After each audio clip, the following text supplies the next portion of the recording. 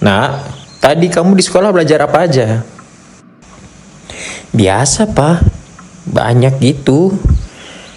Capek. Jangan gitu, Nak. Mungkin sekarang kamu merasa capek, tapi kamu harus tetap semangat. Kenapa? Sebab proses ini akan membuat kamu jadi semakin hebat dan semakin hebat. Iya sih. Papa sudah pernah ngomong ini sebelumnya. Oke deh, Pak. Aku akan tetap semangat. Nah, gitu dong anak Papa. By the way, di antara semua pelajaran yang kamu dapat hari ini, yang mana yang paling asik gitu loh? Ya biologi ya tuh, Pak. Nggak ada lawannya itu. Biologi is the best. Nah, kalau itu Papa setuju. Biologinya tadi tentang apa, Nak? Tentang klasifikasi sih, Pak. Tapi kenapa sih harus ada klasifikasi, Pak? Klasifikasi itu penting. Di muka bumi ini ada jutaan spesies makhluk hidup.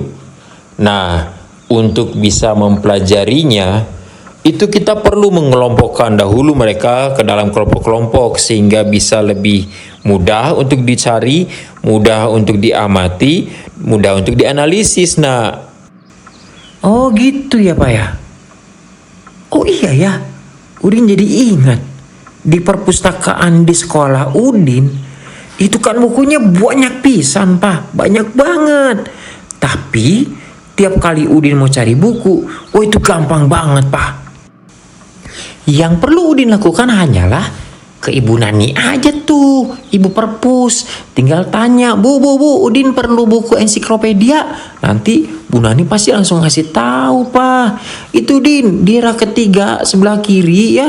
Tinggal ke sana, lalu kemudian lurus, nanti ketemu warung. Dari warung belok kanan, nanti ketemu pom bensin. Nah, di situ Din. Di situ buku ensiklopedianya, Bu. Bukan, Din.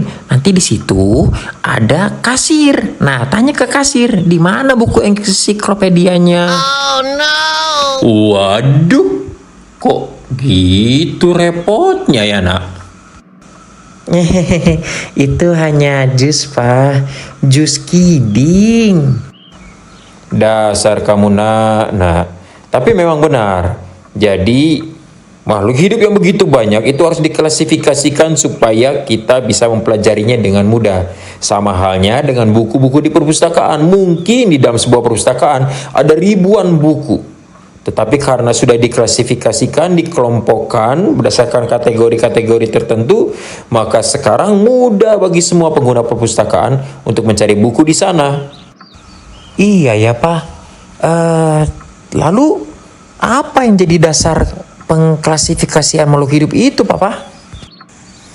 Dasar yang digunakan oleh para ahli ketika mereka mengklasifikasikan makhluk hidup adalah persamaan dan perbedaan ciri, Udin. Berdasarkan persamaan yang dimiliki atau perbedaan-perbedaan yang dimiliki, maka kemudian makhluk hidup dikelompokkan ke dalam tingkatan-tingkatan takson. Tingkatan-tingkatan takson atau tingkatan-tingkatan klasifikasi makhluk hidup ini terdiri atas dari yang paling besar hingga yang paling kecil, kingdom, divisio atau filum, kelas, ordo, familia, genus, dan spesies. Waduh, susah nih ngapalinnya. Enggak, Nak. Kuncinya adalah rajin-rajinlah membaca, mengulang, review. Bahkan kalau di dalam bahasa Inggris, itu ada mnemonik untuk menghafal ini. Ada jembatan keledainya. King Philip called out for good too. Kingdom, phylum, class, order, family, genus, species.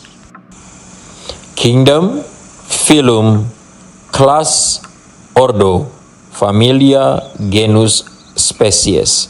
Kalau tadi Papa bilang ada divisio atau filum, karena memang di tumbuhan itu lebih sering digunakan istilah divisio. Tetapi penggunaan kata atau istilah filum itu universal, berlaku baik untuk hewan ataupun tumbuhan. Lalu bagaimana makhluk hidup itu diklasifikasikan, Pak? Sistem klasifikasi makhluk hidup itu berkembang dari waktu ke waktu. Mulai dari sistem 2 kingdom yang terdiri atas hewan dan tumbuhan, lalu menjadi sistem 3 kingdom, hewan, tumbuhan, protista, lalu sistem 4 kingdom, hewan, tumbuhan, protista, monera, sampai ke sistem klasifikasi yang dicetuskan oleh Robert H. Whittaker, yaitu sistem 5 kingdom, hewan, tumbuhan, protista, monera, dan fungi. Oh iya, Pak Roberto pernah jelaskan itu di kelas. Hai anak-anak, Robert H. Whittaker mengklasifikasikan makhluk hidup ke dalam 5 kingdom, yaitu plantae, animalia, fungi, protista, dan monera. Di antara kelima kingdom ini, hanya satu yang sifat makhluknya, organismenya itu prokariotik alias tidak punya membran inti, yaitu monera. Kingdom monera dan protista keduanya beranggotakan organisme-organisme uniseluler atau organisme bersel satu. Kalau protista itu eukariotik atau punya membran inti atau boleh dibilang punya inti sel lah ya. Sementara monera prokariotik, tidak punya membran inti. 3 kingdom lainnya, fungi, animalia, dan plantae beranggotakan organisme-organisme multiseluler. Tiga-tiganya eukariotik alias punya membran inti, punya inti sel. Ya, dan plantae punya kekhususan dibandingkan dengan yang lain, yaitu dia mampu melakukan fotosintesis alias autotrof. Apa itu autotrof? Autotrof artinya dapat membuat makanannya sendiri. Caranya gimana? Ya melalui proses fotosintesis.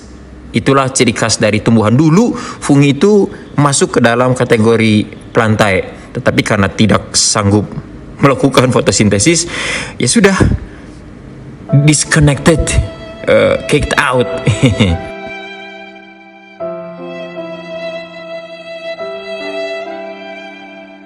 Untuk contoh-contohnya nih, monera contohnya adalah bakteri dan ganggang hijau biru. Kalau protista contohnya itu ada Spirogyra, Chlamydomonas, Amoeba proteus, Paramecium, beken semua tuh. Fungi alias jamur itu contohnya jamur untuk bikin tempe, Rhizopus sp ya, lalu ada Agaricus bisporus yang biasa dimakan. Sementara kalau plantae ya contohnya ya tumbuhan-tumbuhan aja ya, ada semak-semak, pohon-pohon, herba dan sebagainya. Sementara kingdom animalia jelas dari namanya ya, animals, anggotanya adalah hewan-hewan, mulai dari hewan yang terdiri atas satu huruf, ikan atau G aja, hewan yang terdiri atas 2 huruf, U dan G misalnya ya, udang, dan kemudian 3 huruf, hiu, dan seterusnya. Banyak banget jenis hewan itu anggota dari kingdom animalia. Itulah klasifikasi sistem 5 kingdom yang dicetuskan oleh Bapak Robert H. Whittaker. Itulah yang dijelaskan oleh Pak Roberto di kelas, Pak. Bagus, nah oke, mantap. Udah, kamu istirahat dulu saja, biar nanti malam kamu segar waktu kamu belajar. Oke, Papa, saya istirahat dulu ya.